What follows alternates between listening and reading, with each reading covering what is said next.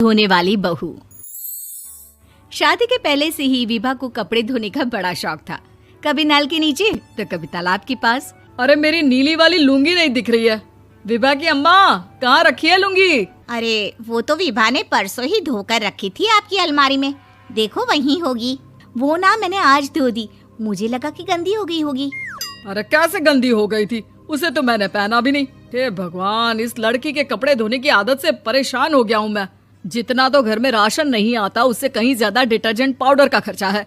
इसकी शादी करवा दो, शादी जाए अपने घर में ही करे काम, फिर चाहे घर के कपड़े धोने हो या पूरे गांव के।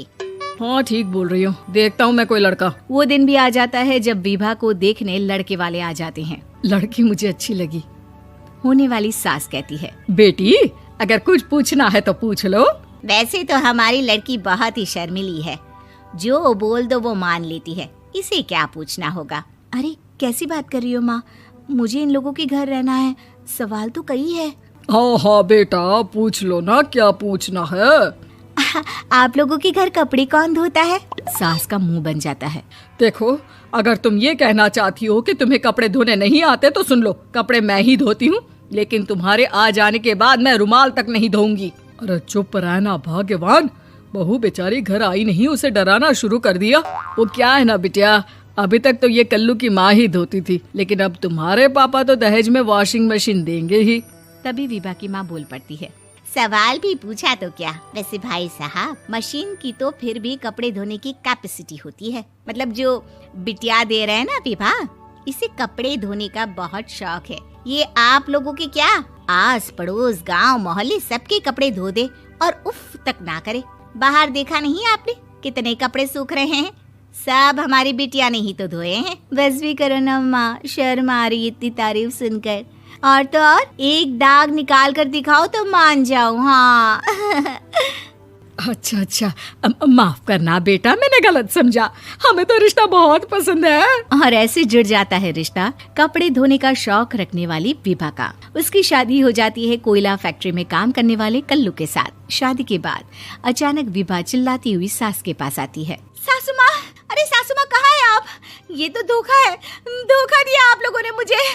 इसे ससुर के चक्कर के बारे में पता चल गया।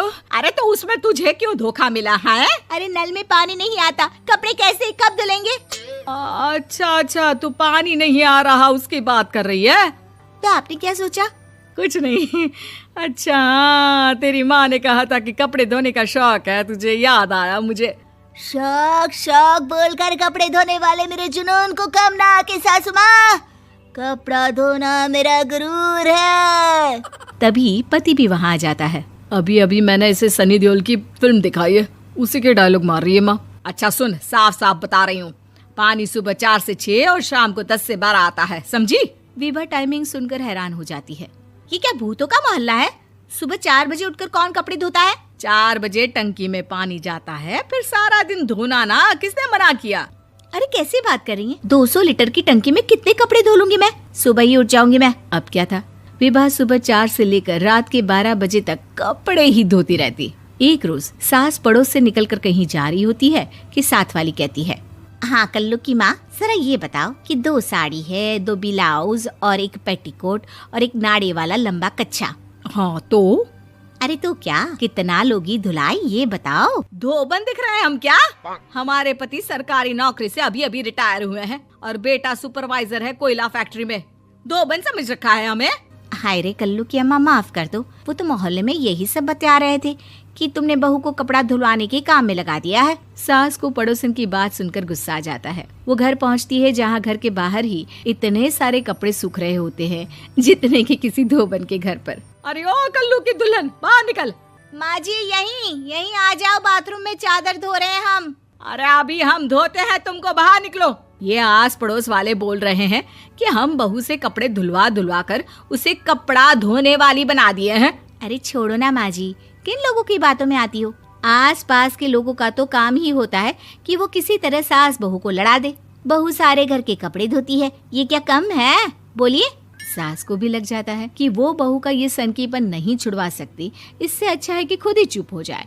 एक रोज सास और बहू मंदिर जाते हैं, जहाँ सास की साड़ी वहाँ खड़ी भीख मांगने वाली से मिलती है। माँ जी क्या बात है, आपकी साड़ी उस भिखारन से कितनी मिल रही है ना? हाँ हाँ देखो तो, दोनों की साड़ी मिल रही है। क्या बात है कल्लू की अम्मा, तुम खुद को तो अफसर की बीवी बताती हो और ऐसी सिंपल सी प्लेन साड़ी पहनकर घूमती हो। सिंपल और प्लेन नहीं है ये साड़ी। तो क्या सोने के धागे से फूल बने हैं?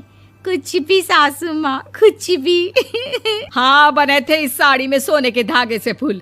मेरे पति लेकर आए थे मद्रास से स्पेशली मेरे लिए 10,000 की। ताहे भाई साहब इस भिखारन के लिए भी सेम टू सेम साड़ी लेकर आए होंगे 10,000 की। सास उस वक्त तो कुछ नहीं कहती, लेकिन बहू के साथ घर आती है और अलमारी से एल्बम निकाल कर लाती है। ये साड़ी देख रही है, ये वही साड़ी है जिसे मैंने अभी पहना था। इस साड़ी में ये जो चमकदार फूल दिख रहे हैं ना, ये सोने के धागों से काढ़े गए हैं। लेकिन तू लोकल वॉशिंग मशीन ब्रश से घिस घिस कर सारे फूलों को निकाल कर साड़ी प्लेन कर दी। मुझे माफ कर दीजिए सासू माँ। और तो और, जब मैंने तुझे तेरी गलती के लिए कुछ नहीं कहा, लेकिन तूने तो सबके सामने मेरा मजाक ही बना दिया। क्यों? बहू को समझ में आ जाता है कि अब से उसका कपड़े धोना बंद।